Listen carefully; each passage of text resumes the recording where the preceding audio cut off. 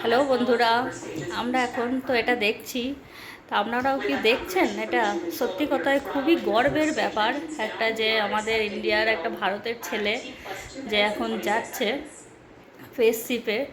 তো সবাই আমাদের ওটার জন্য আর কি খুবই পে করা দরকার, যে ও যেন যে কাজের জন্য জানে সাকসেসফুলভাবে যায় আর ঠিকভাবে যেন ফিরে আসে, তাই না? সত্যি কথাই গর্বের ব্যাপার। তো চলুন দেখা যাক ওটা।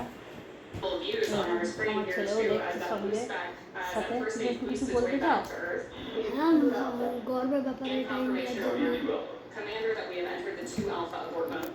और एक्सियम 4 मिशन की कुछ ही पलों में लॉन्चिंग होने वाली है, नजर आ रहा है।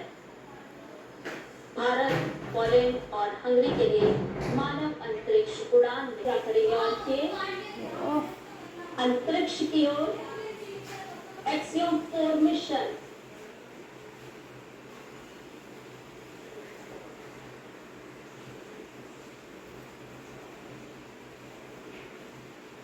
नासा के कैनेडी स्पेस सेंटर के लॉन्च कॉम्प्लेक्स 39A से इसकी लॉन्चिंग हुई है।